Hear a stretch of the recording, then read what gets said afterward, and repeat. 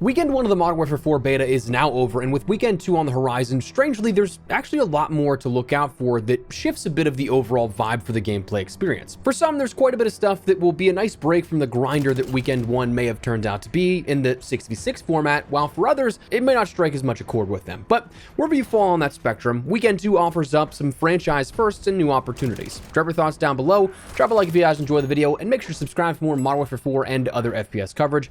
We've got a lot upcoming here in this fall that I'd love to have in the community. Finally, check out my friends over at Advanced, where code Espresso can get you 10% off your entire order, but more on that a little later. For now, let's get into it. So first things first, let's talk generally about Weekend 2 of the Modern Warfare 4 beta. First things first, this is going to be the open beta. Generally speaking, this should allow for more players across the board, perhaps making it less sweaty in theory, but in practicality, who knows? However, this is when everyone and anyone can play the game, so if you've got even the slightest bit of interest here, now's the perfect time to check it out to see if the game is for you or not, for no charge whatsoever. Honestly, every single time we talk about gameplay impressions and stuff like that, if any sort of game here on the channel, this type of window is always what I would recommend the most, because absolutely nothing other than maybe just losing out on a little bit of time over the weekend here that it cost you, and it's something that can give you the true recommendation of, do I like this or not? Because again, as we talk about so many times, what I enjoy may not be what you guys enjoy. So if you haven't checked it out already, if you've just seen gameplay, you're, again, at all interested, you can check it out this weekend for free. Another thing, generally speaking here, that's kind of interesting is that we're going to see Switch 2 support for the beta this weekend. So I'm very curious to see how this will perform at scale. There were a couple of gameplay videos out there from COD Next, a couple of people that were using the Switch 2 to end up showcasing footage where it appears that it was a downscaled, graphically speaking, build. I mean, I think that's kind of a, well, what were you expecting type of moment, but it does actually appear from that footage to be 60 FPS though, which is, of course, like the Call of Duty golden target that they promise they'll never ship below, which is definitely nice for something that is handheld or dockable like that. As weird as that sounds, I'm actually kind of surprised that it can pull that off at 60 FPS, but curious to see all the further testing and breakdowns after that, however. We also will see across Weekend 2 a level cap increase, going from level 20 to 30 by the end, 30 being the most you'll end up seeing here. Of course, we have seen stuff in the menus themselves that go all the way up to level 55, so we know that's going to be our cap for the overall prestige, and then you have a system going beyond that with regular and classic prestige, but that'll be something that is increased here with Weekend 2, upwards of level 30. Now with that though, because we are getting 10 more levels to grind through, that'll also bring along new gameplay items. You have the Kastov 762 at level 21, the tripwire equipment, heartbeat sensor, and 50 GS pistol at 22, the missile salvo kill streak at 23, at 24 the ghost perk and the Patriot XMR rifle, 25 is the inflatable decoy field upgrade, thermite, and combat drone, 27 is the X58 NYX or NYX SMG and the Molotov cocktail, 28 is the battle hardened perk and shock stick equipment, and 29 is the smoke wall field upgrade, cold-blooded, and signal 50 sniper rifle.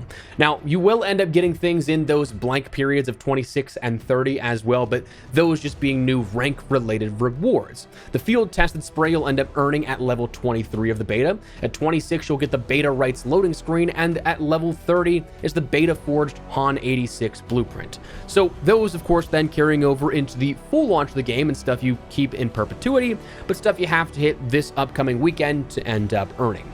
Content-wise, the campaign mission of Entrenched will still be there. That's something that if you have not checked this out from Weekend 1 or you didn't have the opportunity to because you didn't get a game code, you can still play that campaign mission that we had on offer. Multiplayer, you have everything that we had this past weekend in Weekend 1, and then we'll get a little bit more. Firstly, on the 6v6 side of things here, we're going to have a new map of Lithium, described as a damaged lithium processing facility in rural Mexico, where industrial buildings, processing equipment, interactive garage doors, and strong mid-range sightlines support a wide variety of combat styles.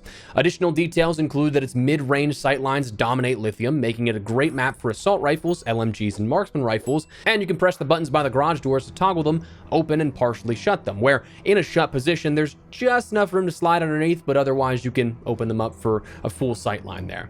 Now, this one I'm actually quite intrigued by. Honestly, kind of giving me exposure vibes from Black Ops 7. I don't know if I'm the only one that sees that out of that, but aesthetically speaking, kind of looks familiar here with this one. Obviously, different setting, different sightlines and everything, but with those long lines of sight here, I can definitely see where they're saying marksman rifles, and those snipers will definitely reign supreme. So as an assault rifle main, I'm okay with that. But that rounds out the 6v6 side of things here for multiplayer. The other big introduction with multiplayer in particular is the reintroduction of Ground War, or more specifically, Ground War Combat Outpost. As we'll touch on in a second, there's a slight difference here compared to what we've seen in the past, but 24v24 combat returns large-scale objectives across battlegrounds with infantry and vehicles, so yes, you will end up having those tanks again. Captured outposts they detailed become additional spawn locations for your team, expanding your team's front line. So in theory, that doesn't do too much beyond just like the captured flags. You could spawn at the other captured flag points in the past. But they said unlock escalating team rewards from local UAV coverage to armored vehicle support. Combat Outpost reimagines domination for ground war, expanding the familiar 3-flag battle into a large-scale conflict across sprawling battlegrounds. Capture outposts to earn a steady stream of points while expanding your team's available spawn locations, allowing friendly forces to reinforce the front lines and maintain pressure across the map. Again, right there, it kind of seems like it's nothing really changed, right? They say, though, the battle doesn't end once an outpost is secured. Continue reinforcing captured positions to unlock increasingly powerful team rewards, from local UAV coverage to a JLTV airdrop to a light tank delivered straight to your headquarters. With capture and reinforce objectives often overlapping, Combat Outpost rewards coordinated teams that can seize territory, defend key positions, and leverage the battlefield advantages they earn. So again, there's going to be different objectives and different rewards for capturing and then defending these locations as they come up. It's not necessarily just going to be that A through E flag that you can end up capturing and then trying to hold for as long as you can, but instead having a little twist here on this to make it a bit more involved. We end up having 2 maps coming along with these, both of these coming from the world of Hajin, by the way. So this is going to be our first glimpse at what the DMZ map will look like, but in a much more, I'd say, carefree, traditional nature for multiplayer, because you just respawn, get back into the fight. You don't lose everything you come in with if you die in this. We end up having Imjin farmland, where it says you can battle across the rural outskirts of Hajin, where the open fields, waterways, scattered farms, and large-scale mill combine with roads and rail lines to create a combat zone suited for long sight lines, vehicle maneuvering, and coordinated assaults on key strongholds. Then we additionally have Wolves Stadium, which you fight through the heart of Hajin in a dense urban environment centered on the Wolves Stadium. Multi-story buildings, transit lines, tunnel rooftops, and surrounding hillsides creates a highly versatile arena of battle where every route offers multiple ways to advance. Now, when you look at the images of these two, farmland is absolutely the much more open, much more exposed version here of these two. That again, situated on the outskirts here, you're kind of expecting that. But when we look at the actual stadium itself, I mean, this is a rather dense area that we see a little bit of both of these from the trailer that we had for the beta, but kind of like a Tovorsk District 2.0, but I don't think that I'd go as far as that because it doesn't seem like there's nearly as much verticality as what downtown Verdansk had in Modern Warfare 2019 Ground War. Very dense, very populated, whereas farmland, if you look at the TAC map image, looks like there's a lot of like no man's land space. So you might want to be careful. There's probably going to be snipers trying to pick you off from every which angle, but those are being introduced and rounding out the multiplayer that we end up having for Weekend 2.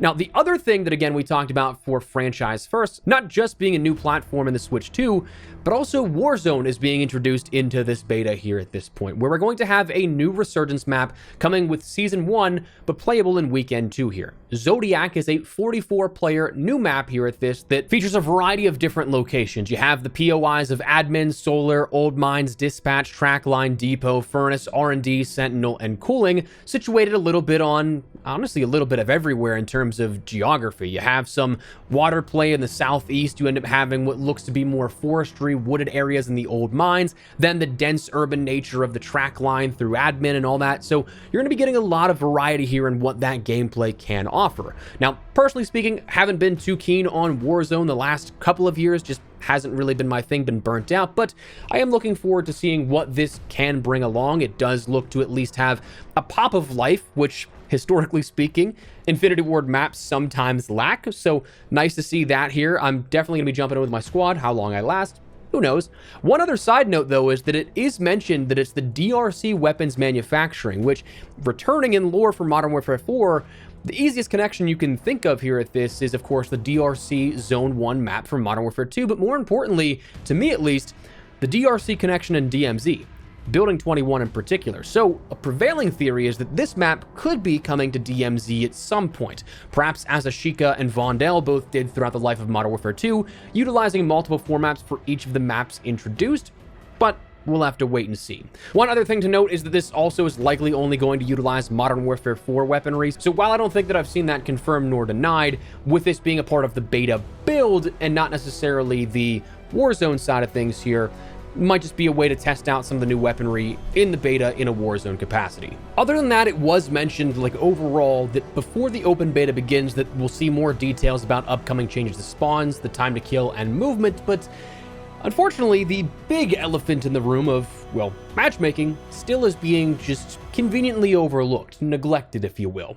That's something that, I mean, I think everybody here can kind of agree, like, we want to hear more about these plans here, and for most of us, I'd say they want a less restrictive matchmaking system, but we'll see if we get any information on that. Today, I wouldn't expect too much coming out of the Call of Duty camp. Maybe tomorrow, Thursday, we start to see some stuff pick back up to start to shift expectations on what to see in Weekend 2, but also then some of those changes coming along with the game and the air quote new builds coming with them.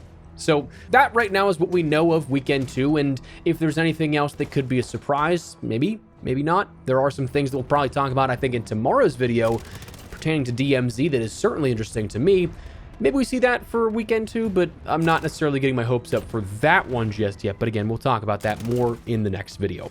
For now, though, that is where we're going to wrap it up. But before we do, a quick heads up. As you may know, we've been partnered with my friends over at Advanced GG, and we're going into a crazy busy fall with multiple large updates for games like Arc Raiders, the future seasons of Battlefield 6, and new launches in Modern Warfare 4 and GTA 6 and everything in between. So we as players, we're going to need our energy to keep up. Advanced is the healthier energy supplement option. I use it daily as my comparable cup of coffee. Currently drinking the raspberry lemonade and magic rainbow sherbet as my two favorite flavors that I'd highly recommend. We actually co-branded a few things with Advanced, including an ice shaker and the rainbow sherbet, which I think actually recently sold out, which is really cool. So thanks for the love on that. But for real, I do love their stuff, and if you're looking for a replacement for your own cups of coffee, give this a try. If you decide to give it a go, code Espresso and get 10% off your order, but absolutely no pressure at all. Just appreciate you checking out not only this, but the video as well. But for now, that's what we're gonna call it. So let me know your thoughts down below. What do you guys think of Weekend 2 here? Are you hoping to see anything in particular content-wise? Are you hoping to see anything gameplay-wise? Let me know. If you guys enjoyed the video, you found it at all insightful, do me a favor and drop a like on it. And of course, if you are new to the channel, make sure you subscribe so you don't miss a single thing regarding all things Modern Warfare 4 and even more FPS content. We've got a lot of stuff upcoming that I'd love to have in the community for. But for now, thanks so much for watching. My name's been Espresso. I'll see you later. Take care and peace.